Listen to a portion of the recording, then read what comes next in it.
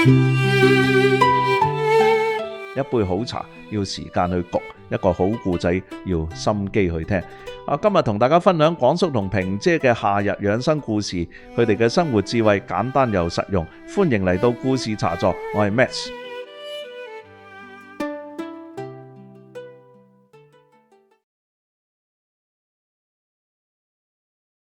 各位老友記，夏天又到啦，香港嘅夏天又熱又濕，對我哋呢班老友記嚟講咧，真係要特別小心啦。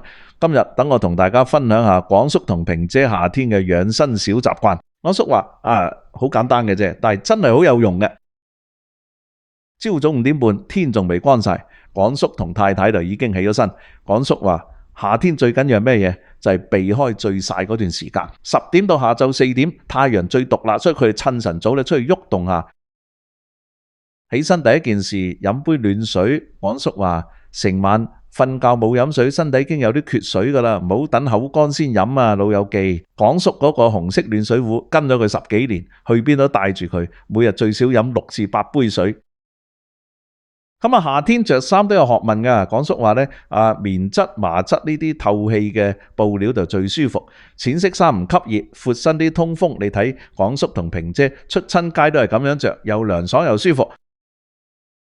出門前呢，廣叔仲會查下有冇帶水，有冇帶電話，有冇熄晒爐頭嘅。廣叔話咧，老友記記性咧可能差少少，但係養成習慣，每朝出門之前咧檢查一次，咁就穩陣晒。廣叔同萍姐住6樓，有電梯都唔搭，專登行樓梯落去。廣叔話日日行幾層樓梯對腳骨力好好嘅，慢慢行，唔好急，扶住欄杆，一步一步嚟。即係老人家跌親呢，就大件事啦。落到公園，廣叔做一陣太極，佢話唔使好激烈噶，慢慢喐動下隻手，靚下條腰，踢下腳，已經好足夠。最緊要係喺樹蔭下邊做，唔好俾太陽直接曬到。廣叔做咗20年太極咧，到而家都仲好精神啊。咁做完運動，廣叔游一陣，飲啖水。佢成日話夏天做運動一定要揀朝早或者黃昏，千祈唔好中午出去曬。如果覺得頭暈面紅心跳得好快，即刻停低去陰涼嘅地方休息。呢啲可能係中暑嘅先兆嚟㗎。做完運動，廣叔同萍姐順便去街市買餸，趁仲早，太陽未係好猛烈，買完就返屋企。夏天買餸，佢哋盡量喺9點之前搞掂。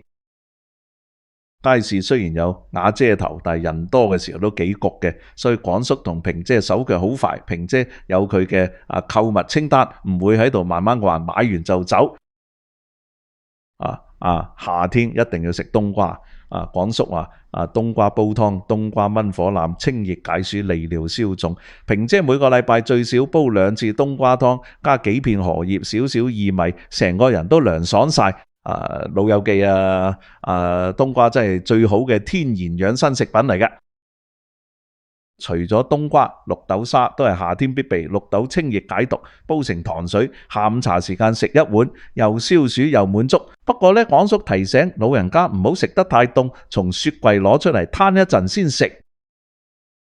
買完餸，廣叔同萍姐急急腳返屋企。你睇而家先9點幾，太陽已經好慢。返到屋企第一件事就係開風扇飲杯水，甩返啦。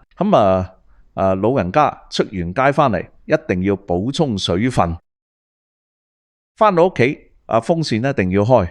廣叔話咧，佢知道好多老友記慳電費，唔捨得開冷氣，連風扇都唔開。但係夏天咁熱唔通風，好易中暑噶。一把風扇用嘅電好少啫，身體緊要過嗰幾十蚊電費啦。如果真係好熱要開冷氣，都有技巧。咁就廣叔話校到25、26度就夠啦，唔好校到10幾度咁凍，溫差太大，出出入入好易病嘅。仲有呢，冷氣同風扇一齊開，風扇將冷氣吹勻全屋，又涼又慳電。夏天有一樣嘢咧，好多老友記會忽略咧，就係藥嘅保存啊。廣叔提醒咧，血壓藥、糖尿病藥呢啲咧，千祈唔好放喺太熱嘅地方，唔好放喺窗台曬太陽，亦唔好放喺廚房爐頭附近，最好放喺衣櫃或者床頭櫃呢啲陰涼嘅地方。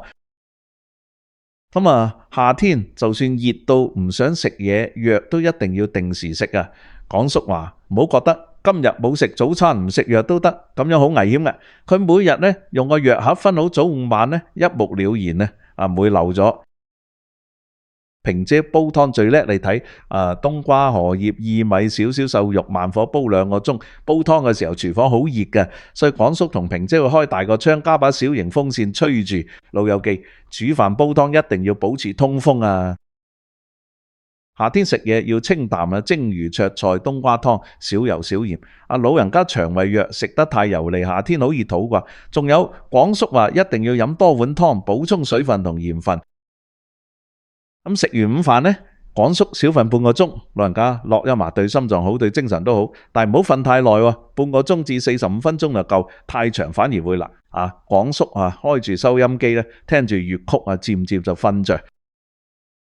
咁3點3下晝茶時間，今日有綠豆沙，萍姐呢一大煲好，攤凍咗先食。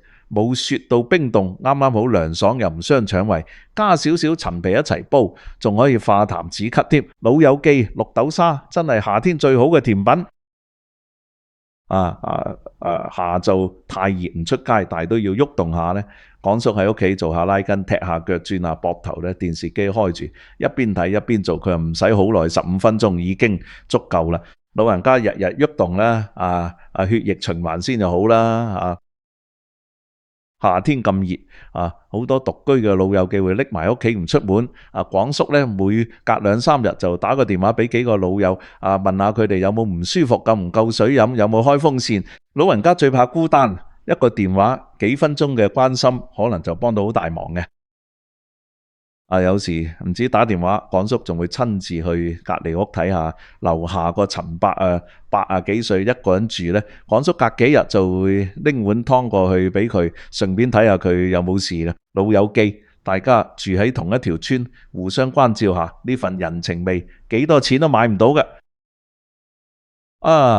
陳伯今日有冬瓜湯，拎碗過嚟飲，你睇陳伯幾開心。老人家有時就需要咁簡單嘅關心，一碗湯幾句問候，成個人都涼爽晒。到咗黃昏太陽落山又係出嚟散步嘅好時候。廣叔同萍姐呢，每日黃昏都會落嚟行半個鐘，朝早做運動，黃昏散步，加埋室內拉筋，一日喐動3次，分散開嚟做，老人家身體先頂得順。散步散到公園呢邊，見到幾個老友捉緊棋呢，廣叔都係睇嘅多，唔落場，同街坊吹下水，傾下偈，笑下鬧下，心情舒暢，人都健康啲。老人家唔好成日匿喺屋企，出嚟見下人，對心境好重要嘅。你睇下個日落幾靚，係幾十年都係咁靚。廣叔同萍姐結婚40幾年，每日黃昏都係咁樣坐一陣，望下個天，講下今日發生嘅事。生活就係咁樣平淡但係幸福。返到樓下，今次行樓梯上樓梯比落樓梯吃力，所以廣叔呢同萍姐慢慢行2層就企度一陣。老人家上落樓梯千祈唔好心急，扶手，一步一步日日行。腳骨力就係咁樣練出嚟嘅。咁呢就返到屋企沖個涼。廣叔提醒，夏天沖涼水溫唔好太凍，雖然天氣熱，但係老人家如果用凍水沖涼，血管突然間收縮對心臟唔好。用溫水沖完真係成身都舒服晒。晚飯簡單啲，蒸水蛋炒個菜，加埋中午嘅冬瓜湯。夏天胃口冇咁好，食清淡啲反而舒服。食飯嘅時候，廣叔同萍姐會聽下晚間新聞，知話外面發生咩事嘅。咁食完飯啦，萍姐洗碗，廣叔抹碗。幾十年咧都係咁樣分工啦。你話洗碗好濕好熱係噶，咁所以佢哋會開大個窗，吹下自然風。做完家務，個人仲舒服，因為有喐動過。咁夏天最煩係咩？蚊，老人家俾蚊咬唔止痕，仲有可能傳染登革熱。咁所以廣叔同萍姐有幾樣法寶：蚊帳、電蚊香，仲有窗紗。黃昏之後一定要拉埋窗紗，唔係啲蚊就會飛入嚟開派對嘅。臨瞓前浸下腳。廣叔話呢，用溫水浸10幾分鐘血液循環好，對睡眠好有幫助噶。夏天雖然熱，但係浸腳唔好用凍水，溫水浸完全身放鬆，瞓得特別好。浸完腳，廣叔會準備定聽日嘅嘢，暖水壺裝滿水，藥盒檢查下有冇食齊今日嘅藥，聽朝着嘅衫擺喺床邊。咁老人家記性差啲，前一晚準備好晒，聽朝起身就唔會論盡。臨瞓前，廣叔習慣企喺窗前面一陣，望下條街，望下個天，感受下夜晚個涼風。呢個時候嘅香港呢，終於涼翻少少，係諗起今日做咗嘅嘢，見過嘅人呢，心入邊好平靜。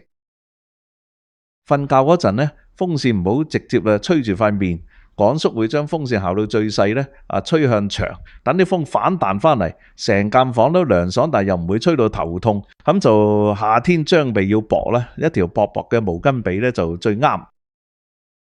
瞓覺之前聽陣電台。深夜節目啦，主持人將聲好溫柔啦，講下故仔，播下老歌。廣叔呢同萍姐呢，一人一張床，聽住收音機，間中傾一兩句，漸漸就眼瞓啦。聽日買咩餸啊？聽日想食魚，去街市睇下有咩新鮮，就係咁樣。臨瞓前傾兩句，講下聽日嘅計劃。幾十年都係咁平凡，但係好幸福。老友記，夏天養生唔係咩嘢高深學問，飲多啲水，避開烈日，食得清淡，保持通風，定時食藥，適量運動，關心身邊人，就係咁簡單。廣叔用咗幾十年嘅方法，希望對大家有幫助。生活智慧呢，其實就係每日嘅小習慣嚟，唔使好複雜，唔使好花錢，最緊要係持之以恆。各位老友記今個夏天試下跟住廣叔嘅方法，我相信你會過得更加舒服，更加健康。咁多位老友記，你哋夏天有咩養生嘅小習慣呢？你嘅屋企人係咪都會煲冬瓜湯俾你飲？定係你哋嗰代人有其他消暑嘅秘方係而家嘅後生唔識嘅？請喺留言區話俾我哋知啦。等大家可以一齊分享下，將呢啲傳統智慧一代一代傳落去。一杯茶飲完，一個故仔聽完，多謝你收聽故事茶座。如果你中意我哋嘅故仔，記得訂閱我哋嘅頻道，俾個 like 我哋，撳埋個鐘仔，咁就唔會錯過下一個故仔啦。我係 Max，祝你哋身體健康，夏天愉快，我哋下次見。